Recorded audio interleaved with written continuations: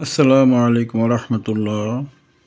সম্মানিত দিনী ভাইগণ, আশা করি এবং দোয়া করি আপনারা সকলেই ভালো আছেন।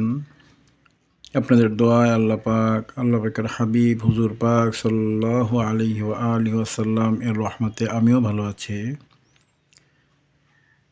আজকে আমি যে বিষয়টা নিয়ে আলোচনা করব, যারা আমার ছাত্র আছেন কিংবা যারা মুদাব্বিরি বা কবিরাজি এই প্রফেশনের সাথে জড়িত আছেন, তাদের জন্য আবশ্যকীয় একটা আমল। যদি কোনো মুদাব্বির বা কবিরাজ এই আমলটা না করেন, আপনি লিখে রাখুন, আপনার ডায়েরিতে আপনি লিখে রাখুন যে আপনি অবশ্যই জিন্নাতের দ্বারা ক্ষতিগ্রস্ত হবেন। হয়তো এখন ক্ষতিগ্রস্ত হচ্ছেন না, আপনি করতে থাকুন, মুদাব্বিরি কবিরাজি করতে থাকুন, আপনি অবশ্যই ক্ষতিগ্রস্ত হবেন। কেন আমি অবশ্যই কথাটা বললাম? জিনেদের অনেক প্রজাতি রয়েছে। সবচেয়ে শক্তিশালী ইফরিত জিনকে ধরা হয়। এই ইফরিত জিনের মধ্যে একটা সম্প্রদায় রয়েছে। এই সম্প্রদায়টা শুধুমাত্র একটা দোয়া আছে, এই দোয়াটার সামনে ওই জিনটা ক্ষতিগ্রস্ত হয়। ওই জিনটাকে যত কিছুই করা হোক না কেন, সূরা বুরুজের 10 নং আয়াত শরীফ দিয়ে জ্বালিয়ে দেওয়ার চেষ্টা করা হোক না কেন, যে আয়াতগুলির মাধ্যমে জিন পোড়ানো বা ধ্বংস বা জিনকে ক্ষতি করা হয়, এরকম অনেকগুলো আয়াত শরীফ রয়েছে। সূরা বুরুজের 10 নম্বর আয়াত শরীফ রয়েছে, ফাসাবাহা সারন ফি নারিন ফাতারাকাত রয়েছে, চেহেলকাফ রয়েছে। এই ধরনের অনেক আয়াত শরীফ রয়েছে, যেগুলোর দ্বারা কমপক্ষে 20 থেকে 25টা আয়াত শরীফ রয়েছে, যেগুলোর দ্বারা জিনকে জ্বালিয়ে দেওয়া যায়, ধ্বংস করে দেওয়া যায়, সরাসরি জিনকে ক্ষতি করে দেওয়া যায়। কিন্তু সব ধরনের জিনের উপরে ওই সকল আয়াত শরীফগুলো ক্রিয়া করলেও ইফরিত জিন্নাতের একটা প্রজাতি রয়েছে, ওই প্রজাতিটা শুধুমাত্র একটা দোয়ার কাছেই ক্ষতিগ্রস্ত হয় এবং একটা দোয়ার কাছেই সে পরাস্ত হয়। এই জন্য যারা আপনার প্রফেশনালি মুদাব্বির করছেন, আমার ছাত্র হতে পারেন কিংবা আপনারা অন্যান্য জায়গা থেকেও শিখতে পারেন, কিংবা আপনারা আমার চেয়ে আরও ভালো মুদাব্বিরও হতে পারেন। কিন্তু যেটাই হন না কেন, যদি আপনি মুদাব্বিরি করতে থাকেন এবং এই আমলটা না করেন, আমি আজকে যে আমলটা দিয়ে দিব, আপনি জেনে রাখেন যে আপনি অবশ্যই বিভিন্ন সময় আপনি রজাত, বন্দিশ এবং শক্ত সেহেরে আক্রান্ত হয়ে যাবেন।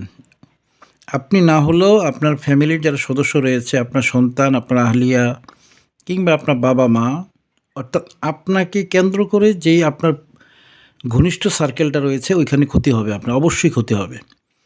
কারণ আপনি 100টা রুগী দেখছেন, হয়তো 100টা রুগীর যেই জিনগুলোর দ্বারা রুগীটার ক্ষতি হচ্ছে, তার মাঝে জিনের ওই প্রজাতিটা ছিল না, বিধায় আপনি সমস্যায় পড়েননি। কিন্তু আপনি প্রফেশনালি মুদাব্বিরি করতে থাকেন, আপনি অবশ্যই, যেহেতু এটা চালান জিন হয়ে আসে, কাফের জিন, ওটা কোনো না কোনো রুগীর সামনে এটা পড়বেন।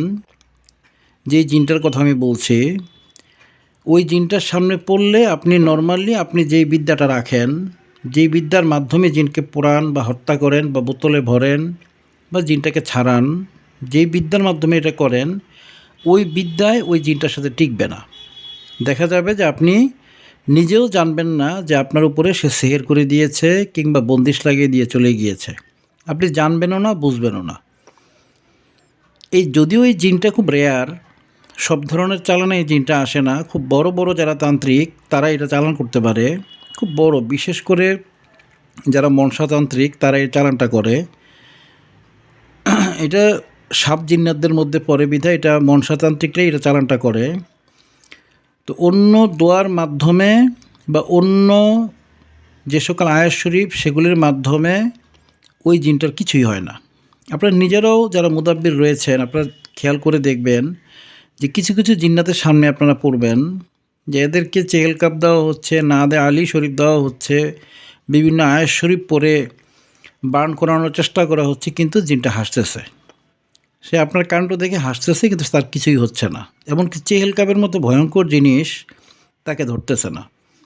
নাদে আলীর মতো এত শক্ত তদবির, এটাও তার উপরে কাজ করতেছে না। আপনারা নিজেরা যারা মুদাব্বিরি করেন তারা মিলিয়ে দেখবেন, কথাটা মিল পাবেন। কোনো না কোনো সময় এই ধরনের ঝামেলায় আপনারা পড়েছেন, আর না পড়লে আপনারা অবশ্যই পড়বেন, কারণ এই ধরনের চালানগুলো অলরেডি করা হয়। আমার জীবনেও আমি এই ধরনের অনেকগুলো চালানের সামনে পড়েছি, বিধায় ব্যাপারটা আমি খুব সুন্দরভাবে জানি, আপনাদের সাথে শেয়ার করলাম ওই জানা থেকে। তো এই যে জিন্নাতটার কোন দোয়াটার মাধ্যমে জিন্নাতটা ক্ষতিগ্রস্ত হয় এবং এই ধরনের জিন্নাতের পাল্লায় পড়লে আপনার কি হতে পারে আমি সংক্ষেপে বলে দিই। আপনি দেখবেন যে আপনার আমলের মন নষ্ট হয়ে গিয়েছে, আপনার আমল করতে ভালো লাগে না, নামাজ পড়তে আলসেমি লাগছে, ঘুম ঠিকমতো হয় না, কিংবা ঘুম হলেও রাতের বেলা ঘুমটা ভেঙে যাচ্ছে। এটা কিন্তু রোগী না, আমি আপনার মুদাব্বিরকে বলছি যে আপনার মুদাব্বিরের এই অবস্থাটা হবে। রজাত হবে, আমল করতে গেলে আমলগুলো ভালো লাগবে না। আপনি দেখবেন আপনার বাচ্চা, আপনার আহলিয়া ঘুমের মধ্যে ডিস্টার্ব হচ্ছে, কিংবা ছোটো বাচ্চা হলে মাঝে মাঝে কেঁদে উঠছে। এই যে সিমটমসগুলো তৈরি হবে, আপনি ভালো মুদাব্বির হওয়ার পরেও এই ধরনের প্রবলেমে, আমি মূল কথাগুলো বললাম, আরও অনেকগুলো রয়েছে, আমি মূলটা বলে দিয়ে গেলাম। আপনি জেনে রাখবেন যে আপনি ওই জিন্নাতটার সামনে পড়েছিলেন, সে বন্দিশ লাগিয়ে দিয়েছে। অচিরেই আপনি দেখবেন আপনার চেম্বারে রুগী আসা বন্ধ হয়ে যাবে, রুগী আসলেও রুগীর টাকা দিতে চাবে না, বাকি রেখে যাবে, কিংবা যারা পয়সাওয়ালা রুগী তারা আপনার কাছে আসবে না, দরিদ্র রুগী যারা তারা আসবে, টাকা দিতে টালবাহানা করবে, আর যারা রুগী আসবে তারা সুস্থ হবে না। আপনি এই জিনিসগুলো আপনি পাবেন। আপনি জেনে রাখবেন আপনি ওই জিন্নাতটার সামনে পড়েছিলেন, সে বন্দিশ লাগিয়ে গিয়েছে। আপনাকে এটা ছোটানোর জন্য আলিকান মালিকান তালিকান এর যেই আমার 7 নাম্বার এবং 8 নাম্বার বিবরণ রয়েছে, ওই বিবরণটা করে এই বন্দিশটা খুলতে হবে। এটা খুলতে 7 দিনও লাগতে পারে, 120 দিনও লাগতে পারে। আরও কিছু তদবির আছে, এই তদবিরটা সহজে ওই বন্দিশটা বা ওই জিন্নাতের রেশটা থেকে বাঁচা যায়। আমি সরাসরি সহজটা বলে দিলাম। এখন আমি আলোচনা করব যে ওই জিন্নাতটা থেকে আপনারা বাঁচবেন কিভাবে। আমি আলোচনার শুরুতেই বলে নিয়েছি, আবারও বলছি আপনাদের, যে আপনারা জেনে রাখবেন যে যারা এই আমলটা, আজকে যে আমলটা দিচ্ছি, এটা না করেন, তারা অবশ্যই কোনো না কোনো সময় ওই জিন্নাতের পাল্লায় পড়বেন। খালি এক ধরনের রুগী যে আপনার কাছে আসবে, বা এক ধরনের চালানি রুগী আপনার কাছে আসবে, এক ধরনের জাদুর রুগী আসবে, তা না। বিভিন্ন রকমের রুগী আসতে আসতে আপনি কোনো না কোনো সময় এই জিন্নাতটার সামনে পড়ে যাবেন। যদি আপনি এই আমলটা কন্টিনিউ করেন, আজকে আমি যে আমলটা দিব, খুব ছোট্ট একটা আমল, তাহলে ওই জিন্নাত কেন, ওই জিন্নাতের চেয়েও যদি অন্য ধরনের জিন্নাত হয়, তাহলেও আপনাকে জিনেরা ক্ষতি করতে পারবে না। সে ক্ষতি করতে নিলে সে নিজেই ক্ষতিগ্রস্ত হয়ে যাবে। সে আপনার উপরে বন্দিশ লাগাতে গেলে বন্দিশটা জিন্নাতটার উপরে গিয়ে পড়বে।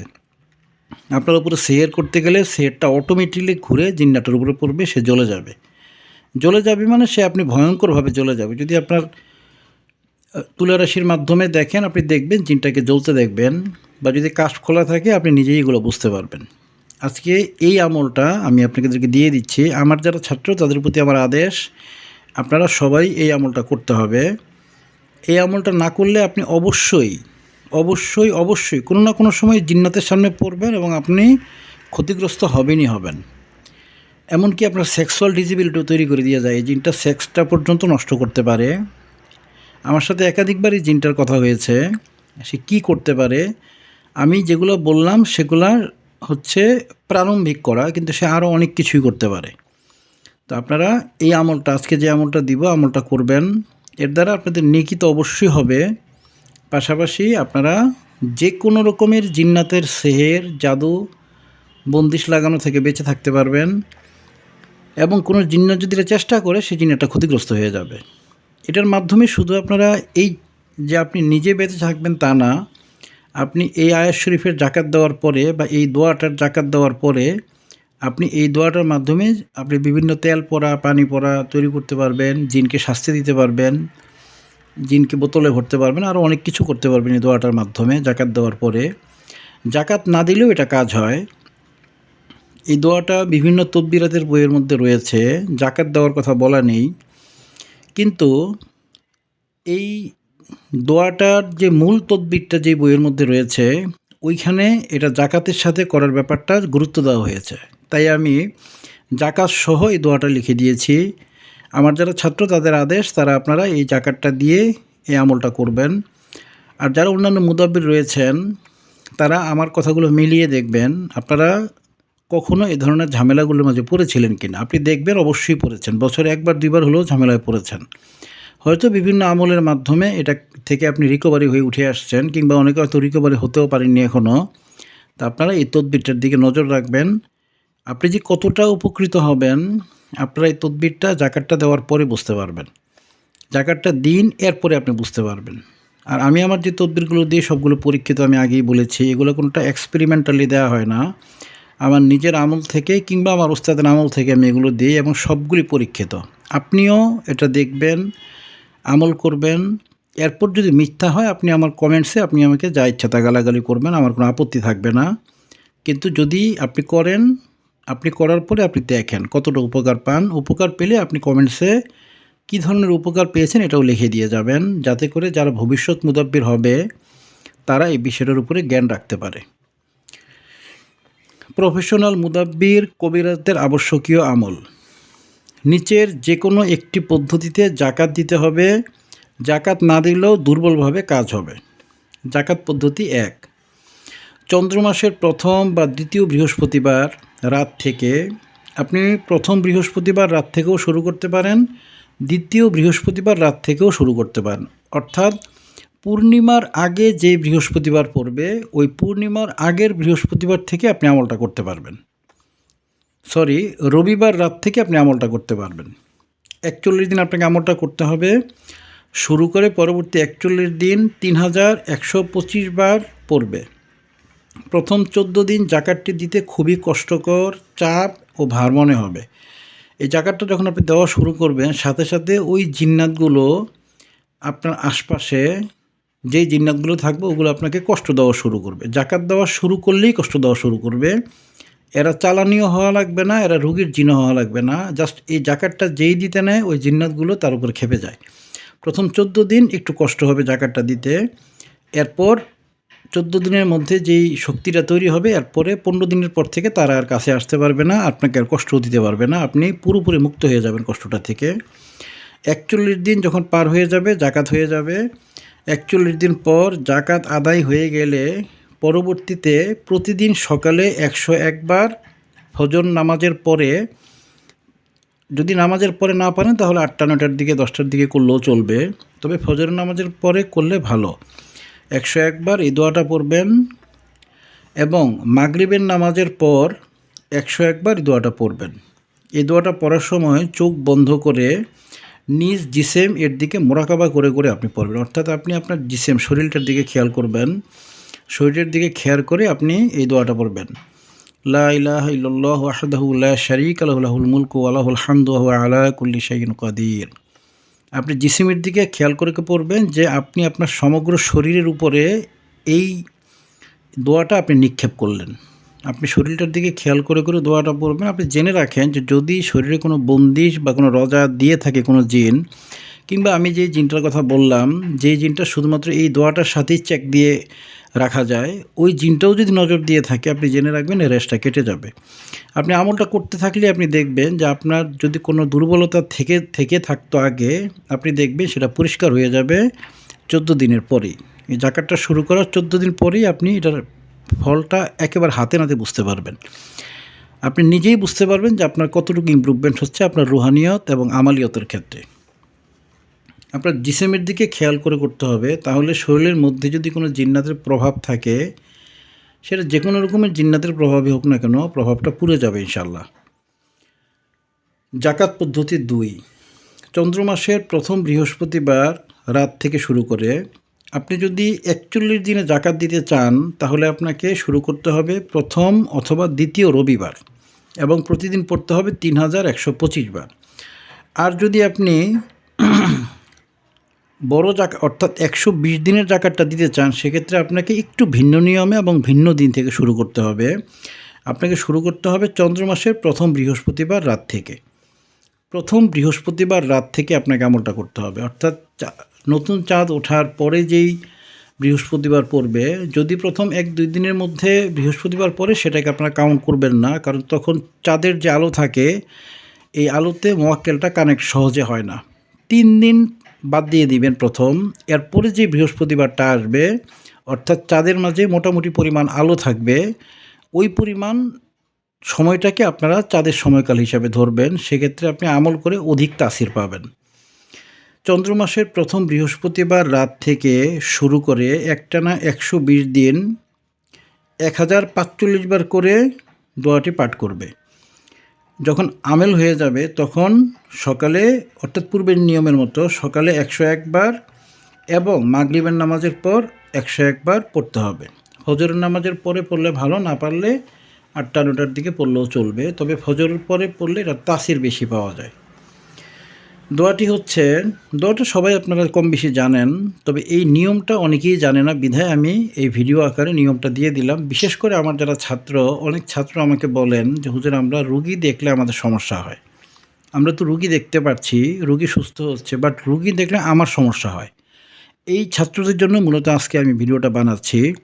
আমার প্রত্যেক ছাত্রদের প্রতি আদেশ থাকবে, আপনারা এই জাকাতটা দেওয়ার ব্যাপারে মনস্থির করবেন, জাকাতটা দিয়ে দিবেন এবং রুগী দেখবেন আপনার প্রতিদিন কয়েকশো জিন্নাতের রুগী দেখলেও, কয়েকশো জাদুর রুগী দেখলেও দেখবেন আপনার উপরে কোনো প্রভাবই পড়বে না। আপনি বুঝতেই পারবেন না যে আপনার উপরে কোনো রুগী দেখেছেন, রুগীর জিন্নাতের কোনো জাদু বা তাদের কোনো ক্ষতি আপনার উপরে নিক্ষেপ করা হয়েছে, আপনি টেরই পাবেন না, একেবারেই টের পাবেন না। আপনার আমলটা করুন, এরপরে দেখুন, এরপরে এখানে কমেন্ট করে দিয়ে যাবেন। দোয়াটি হচ্ছে, লা ইলাহা ইল্লাল্লাহু ওয়াহদাহু লা শারীকা লাহু লাহুল মুলকু ওয়া লাহুল হামদু ওয়া হুয়া আলা কুল্লি শাইইন কাদির। আমি দোয়াটা লিখে দিয়েছি। আমার এই পেজটা ফেসবুকে হাই রেজলিউশনে দেওয়া থাকবে, আপনারা সেখান থেকে ডাউনলোড করে নেবেন, দোয়াটা সুন্দরভাবে হাই রেজলিউশনে সেখানে পাবেন। আর ভিডিওটা ইউটিউবে দেওয়া রইল, আপনারা ভিডিওটা ডাউনলোড করে রাখবেন এবং কমপক্ষে 5-7 বার শুনবেন এবং আমলটি করবেন। এই আমলটি পরীক্ষিত, এই আমলটা আমার নিজের আমল এবং আমার একাধিক উস্তাদের আমল ছিল। এটা আমলটার মাধ্যমে আমি ব্যাপক ফায়দা পাই, আপনারাও করে দেখবেন, ইনশাল্লাহ অবশ্যই আপনারা ফায়দা পাবেন। নিয়ত ঠিক রাখবেন, অবশ্যই ফায়দা পাবেন। অনেকে ছাত্র হওয়ার জন্য আমার কাছে আবেদন করেন, আমি আসলে অনলাইনে ওইভাবে শিখাই না। আমি শেখানোর যে শর্ত দিয়ে থাকি যে আপনাদেরকে আমার চেম্বারে এসে শিখে যেতে হবে, কমপক্ষে 15 দিন বা 1 মাসে একবার করে আসবেন, ডায়েরি নিয়ে আসবেন, আমি চেক করে হাজিরা করে রজাত বন্দিশ থাকলে কেটে দিব, আপনার আমলের উপযুক্ত করে দিব। এরপর আপনাকে আমলটা চেক দিয়ে যদি হাসিল হয় পরবর্তী আমল দিয়ে দিব। এভাবে করে করে আমি আপনাকে হাতে কলমে মুদাব্বির বানিয়ে দিব। আমি এইভাবে শিখাই। ইউটিউবে শিখালে রজাত বন্দিশ সেহেরে আক্রান্ত হয় একজন মুদাব্বিরের ছাত্র, এই ছাত্রদের এই দিকটা বিবেচনায় আমি অনলাইনে তাদের কাউকে শিখাই না। আপনারা যদি ওইভাবে শিখতে পারেন, আমার শর্ত অনুযায়ী আপনারা আমাকে জানাবেন। আমার হোয়াটসঅ্যাপ নাম্বার আছে, আমি দিয়ে দিব। এই চ্যানেলেরই আমার নাম্বারটা দেয়া আছে, আপনারা হোয়াটসঅ্যাপে বললে আমি আমার ফেসবুক মেসেঞ্জারের লিঙ্ক দিয়ে দিব। ওই ফেসবুক মেসেঞ্জারে আপনারা অ্যাড হয়ে যাবেন এবং যে সিলেবাস আছে সিলেবাস অনুযায়ী আপনারা আমল করতে থাকবেন। প্রতি 15 দিন 1 মাসে একবার করে দেখা করবেন। আমি আপনাদেরকে যে সমস্যা হচ্ছে সমস্যাগুলো ঠিক করে দিয়ে আমলটা চেঞ্জ করে দিব। আর হাদিয়ার ক্ষেত্রে আপনারা অনেকে জিজ্ঞাসা করেন, আমি আসলে এই শিখানোর বিনিময়ে কোনো হাদিয়া নেই না, বরং যদি আপনাদের হাদিয়ার প্রয়োজন হয়, আসা যাওয়ার ভাড়ায় সমস্যা হয়, সেটা আমাকে আপনারা জানাতে পারেন। আমি যদি আপনারা খালিস নিয়তে শিখতে চান, মানুষকে খেদমত করার জন্য এবং আল্লাহ পাকের হাবিব হুজুর পাক সাল্লাল্লাহু আলাইহি সাল্লামকে সন্তুষ্ট করার জন্য, তাহলে আপনারা যদি আসতে ভাড়ায় সমস্যা হয়, আমি ভাড়াগুলো দিয়ে দিব, আপনারা এসে শিখে যাবেন, মানুষের কল্যাণ করবেন। আজকে আমি যে আলোচনাটা করলাম, এই আলোচনাটা এই আয়াত শরীফের এই দোয়াটার যে মোয়াক্কেল আছে, এই মোয়াক্কেলটার এই শীটটা লেখার পরে এই মোয়াক্কেলটাকে ডাকানো হয়েছিল এবং ডাকানোর পরে এই আলোচনাটা ওই মোয়াক্কেলটাকে শোনানো হয়েছে এবং শোনানোর পরে তার কাছ থেকে এই বিষয়টা কনফার্মেশন নেওয়া হয়েছে। আলোচনাটা পুরোপুরি শুদ্ধ। আপনাদের যাদের কাশ খোলা আছে, আপনারা আমার এই আলোচনাটা আপনারা রিভিউ করে দেখবেন। আলোচনার মাঝে কোনো ভুল আমার হয় না বা অতীতেও হয়নি, কারণ প্রত্যেকটা আলোচনা করার পরই আমি ওই আয়াত শরীফের বা ওই দোয়ার মোয়াক্কেলকে ডেকে জিনিসটা আমি আবার শিওর হয়ে এরপর আমি ইউটিউবে ভিডিও আকারে দিই। যেহেতু ইউটিউবের ভিডিওগুলো একটা দলিল, আজ থেকে 50 বছর 100 বছর পরে মুদাব্বিররা দলিল হিসাবে এই ভিডিওগুলো দেখবে, শিখবে এবং এগুলির মাধ্যমে আমল করে তারা বড় মুদাব্বির হবে। এই জন্য ব্যাপারটা আমি খুব তাহকিক করে এরপরে আমি অনলাইনে দিই। সকলে আমার জন্য দোয়া করবেন, আমি আপনাদের সকলের জন্য দোয়া করি। আল্লাহ পাকের হাবিব হুজুর পাক সাল্লাল্লাহু আলাইহি ওয়া আলিহি ওয়াসাল্লাম আমাদের সকলকে যেন কবুল করেন, রহমত করেন, আদর করেন, মায়া করেন, দয়া করেন। আমি আপনাদের জন্য এই দোয়া করি, আপনারা সকলে আমার জন্য একই দোয়া করবেন। আমরা সকলেই সকলের জন্য কল্যাণকামী, সকলেই সকলের জন্য নেক দোয়াকারী হয়ে যাব ইনশাআল্লাহ। আল্লাহ পাক আমাদের সকলকে ইনশাআল্লাহ কবুল করবেন। আসসালামু আলাইকুম ওয়া রাহমাতুল্লাহি ওয়া বারাকাতুহু।